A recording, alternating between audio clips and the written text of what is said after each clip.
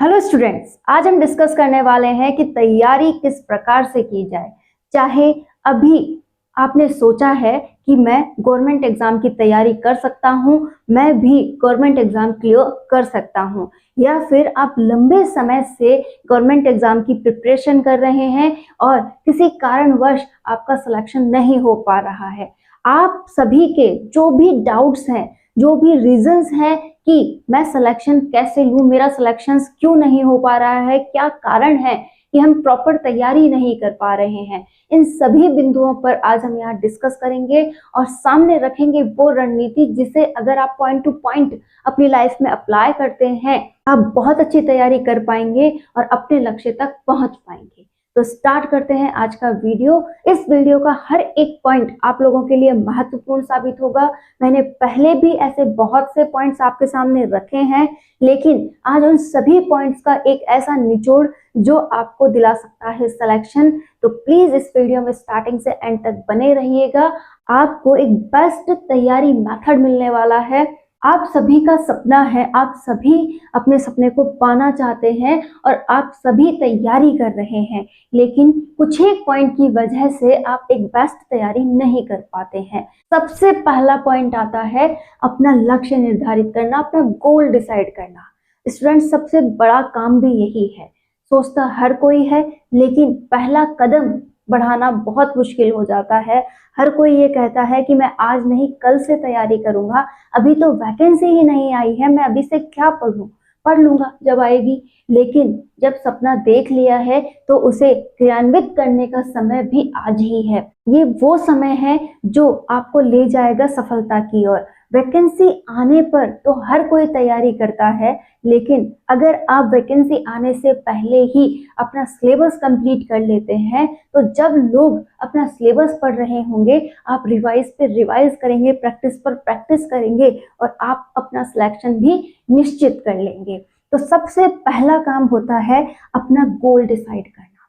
जैसे ही आपका goal decide हुआ, आप चाहे फर्स्ट ग्रेड की तैयारी कर रहे हैं, आप चाहे सेकंड ग्रेड की तैयारी कर रहे हैं, या फिर रीट की तैयारी कर रहे हैं, या फिर आपने टेट करने का सोचा है, ऑल ओवर कोई भी एग्जाम की अगर आप तैयारी कर रहे हैं तो आप अपना गोल डिसाइड कीजिए। अपने माइंड में उसे इस तरीके से फिट कर लीजिए कि अब मेरा एकमात्र लक्ष्य है इसे पाना और हर एक मिनट में इसी को देने वाला हूँ। मेरे माइंड में अगर किसी बात की टेंशन होगी या मेरे माइंड में कोई भी डिस्कशन चलेगा तो वो अब होगा मेरे गोल से रिलेटेड।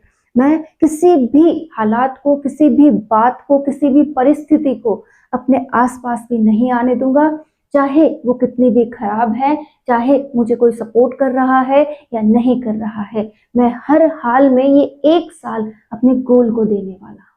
क्लियर हो गया? माइंड में एक ऐसी छवि बना लीजिए, एक ऐसा अस्तित्व बना लीजिए कि हाँ, मैं सिलेक्टेड हूँ, मैं अपने आप को सिलेक्शन के उस पार देख रहा हूँ, मैं 100% अपने आप को अचीव कर लूंगा।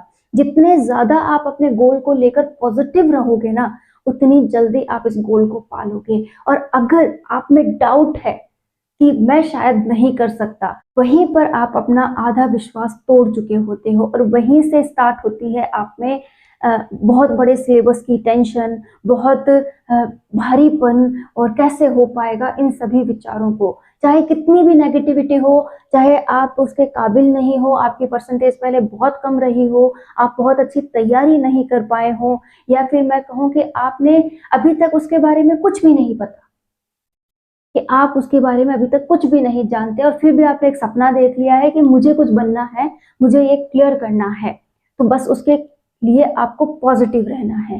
बस मैं कर सकता हूं, मैं कर लूंगा, मैं 100% दूंगा और लग जाइए दिन रात मेहनत करने में इस प्रोसेस के अकॉर्डिंग। तो समझ गए, डरना बिल्कुल नहीं है, पॉजिटिव रहना है और अपने गोल पर बने रहना है कि मैंने जो सोचा है वो मैं करके भी दिखाऊं।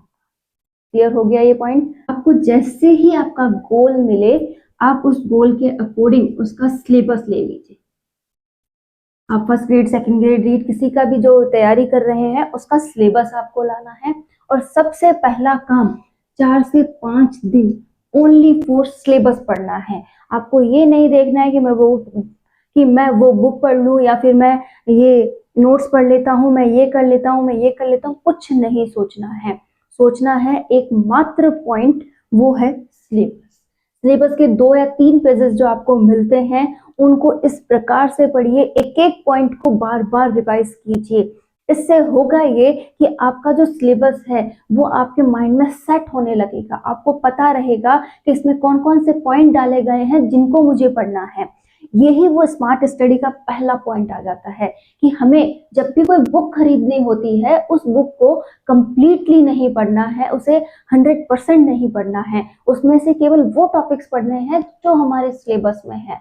क्योंकि आउट ऑफ सिलेबस आपका पेपर नहीं आने वाला, और अगर आ भी जाता है कोई क्वेश्चन तो वो डिलीट में ही जाता है। तो आपको मेन फोकस किस पे करना है? सिलेबस।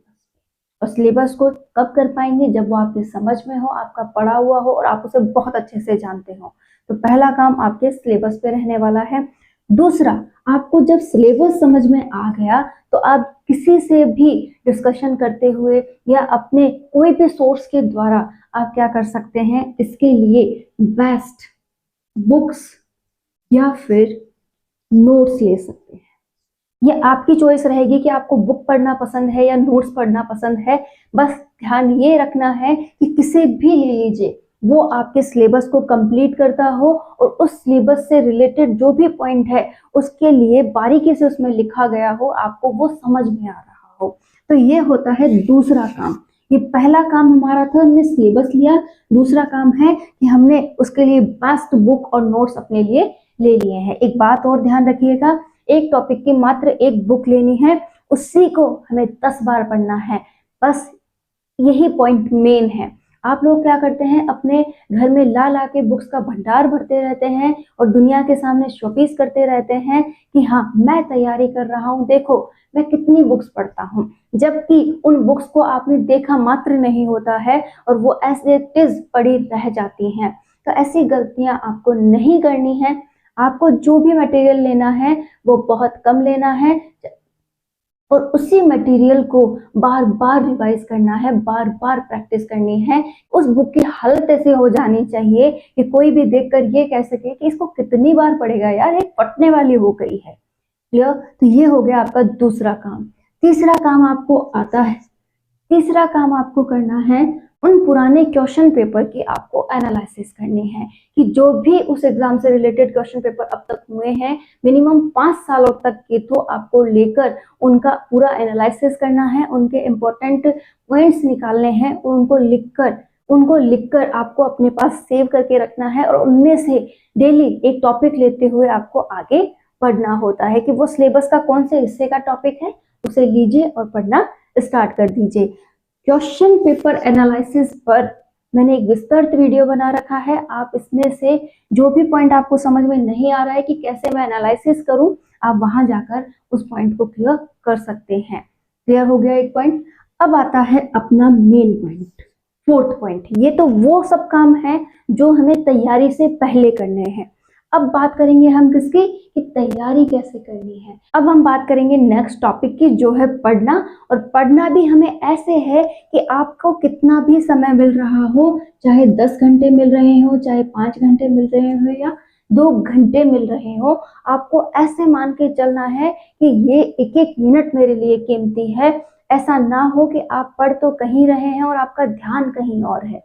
पूर्ण कंसंट्रेशन के साथ आपको पढ़ाई करनी है। स्टूडेंट्स, इसके लिए आप कर क्या सकते हैं कि जब भी आप पढ़ने बैठें, अपने आप को एकांत में लेके बैठें और ऐसी जगह बैठें जहां सोने की बिल्कुल व्यवस्था ना हो, यानी कि बेड वगैरह या कोई भी सुख सुविधा वहां पर ऐसी ना हो जिससे कि आपको उसे देखकर नींद आने लगे। और आपको ऐसी जगह बैठना है जहां पर एकांत हो, चाहे वो आपकी छत हो, चाहे आपकी सीढ़ियां हो, या फिर आपका किचन हो, या फिर आपको कहीं पे भी कंफर्टेबल लगता हो। आप अपने अगर जानवर वगैरह रखते हैं तो आप वहां पर भी जाके बैठ सकते हैं, कोई डरने वाली बात नहीं है। बस हमें चाहिए ऐसी जगह जहां हमें डिस्टरबेंस ना हो, हमें कोई आके परेशान ना करता हो। पढ़ने वाला कहीं पे भी पढ़ लेता है, ये लाइन आपने सुनी होगी, और वो तब फॉलो होती है जब आप बहुत अच्छी पढ़ाई करते हो। क्लियर हो गया?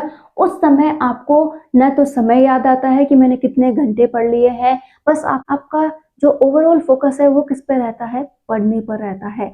ये बुक है ना, इसकी जो एक लाइन है ना मेरे लिए बहुत कीमती है, मैं इसे समझूंगा और अपने माइंड में सेट करूंगा, इसका यूज करूंगा अपने एग्जाम में।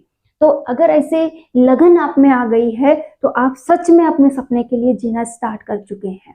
तो अब ये बात आपको नहीं कहनी है कि मुझे कितना समय मिल रहा है, धीरे धीरे करके आप अपने सिलेबस को पूरा कर सकते हैं। क्लियर हो गया, समय बहुत है अभी एग्जाम को होने में। आपने अगर अभी से तैयारी स्टार्ट कर दी है तो थोड़ा थोड़ा ही सही हम हमारे लक्ष्य की ओर बढ़ने लग जाएंगे। तो पढ़ना कैसे है वो समझ लिया, अब बात आती है कि कैसे अपने आप को उसमें लगाया जाए, कैसे अपनी पढ़ाई में अपने आप को झोंका जाए। तो उसके लिए आपको टाइम बाउंड होना पड़ेगा। आपको आपके सिलेबस का जो टॉपिक मिलता है, आप अपने सिलेबस का एक टॉपिक लीजिए, उस टॉपिक में भी कई सब टॉपिक्स हैं। आपको ये करना है कि भागाभागी नहीं करनी है कि मैं आज ही सिलेबस पूरा कर लूं, ऐसा हो नहीं सकता। आपको जो भी पढ़ना है, जितना भी पढ़ना है, जैसे सिलेबस का टॉपिक कि आज मुझे ये टॉपिक लेना है, इस टॉपिक को पूरा करने में मुझे 4 से 5 दिन लग जाएंगे। क्लियर। अब ये जो 4 से 5 दिन का समय मुझे लग रहा है, उसमें मुझे हर दिन कुछ सब टॉपिक्स पढ़ने हैं, जैसे एक टॉपिक, 2 टॉपिक या 3 टॉपिक, जो भी आज का दिन का टारगेट है वो मैंने ले लिया है। और अब माइंड में एक ही बात रखनी है कि ये 2 या 3 घंटे मेरे हैं, ये सब टॉपिक आज मेरा है, और मेरे माइंड में इसके अलावा कुछ भी नहीं है कि मैंने पहले क्या पढ़ा था, बाद में मुझे कितना क्या पढ़ना है।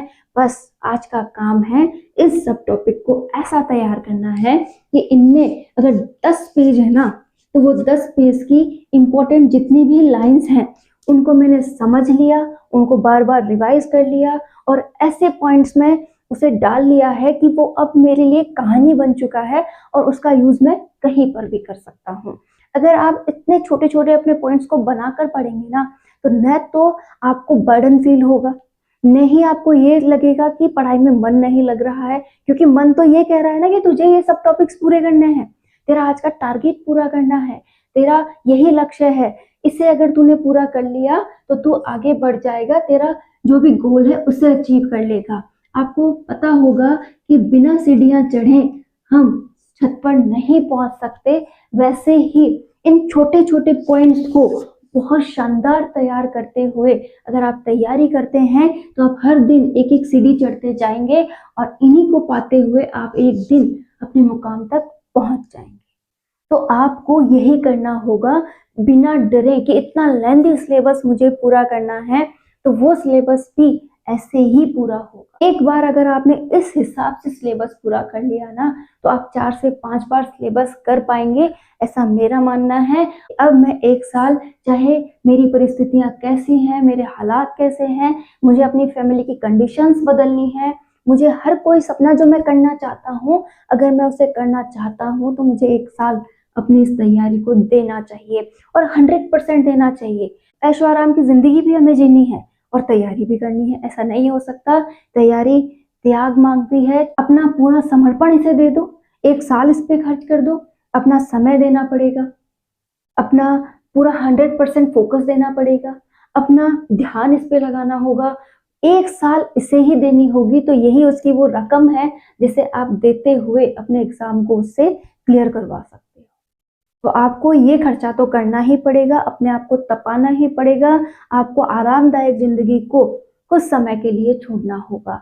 और आप चाहते हैं कि मैं तैयारी भी करूं और अपने जो आराम की जिंदगी चल रही है उसे भी मैं साथ में चलाता रहूं, तो आपकी ये जो जर्नी है वो बहुत लंबी हो जाएगी, आपको बहुत समय लग जाएगा। और आप चाहते हैं कि मैं बहुत कम समय में अपने लक्ष्य तक पहुंच जाऊं, गोल होना चाहिए, मेरा ऐसा लक्ष्य होना चाहिए कि जिसमें कोई डाउट ही ना हो कि कैसा भी मैं हूं मैं कर सकता हूं।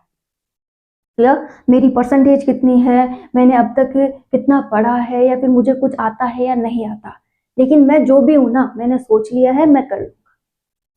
क्लियर हो गया। तो अब आप क्या कर रहे हैं, रोज इस प्रकार से पढ़ाई कर रहे हैं। आपने टॉपिक सोचा, सब टॉपिक सोचा, सब टॉपिक के कितने पॉइंट हैं वो डेली लिए, उन्हें तैयार किया, हर एक बात जो भी इंपॉर्टेंट थी उसे बार बार रिवाइज किया। ये करना क्या है, सब टॉपिक के जितने भी पेज हैं एक बार मैं बहुत आराम से पढ़ूंगा, दोबारा मैं उसे अंडरलाइन करते हुए पढ़ूंगा, और तीसरी बार उन अंडरलाइंस को मैं बार बार रिवाइज करूंगा, ऐसा रिवाइज करूंगा, उसकी बात को समझूंगा, वो कहना क्या चाहता है और वो है क्या। क्लियर। फिर जब रिवीजन कंप्लीट हो जाए तो फिर मैं उसे अपनी लैंग्वेज में लिखूंगा। तो सब कुछ साइड में रखा, अब तक माइंड में क्या गया है उसे मैं एक बार लिख के देखता हूँ। और रफली लिखना है, सजाना बिल्कुल नहीं है। शॉर्ट नोट मैं तो इसी को मानती हूँ। ठीक है, आप देखा देखी करोगे, वहां से वहां लिखोगे, कोई फायदा नहीं है। माइंड में क्या गया है उसे लिखना है।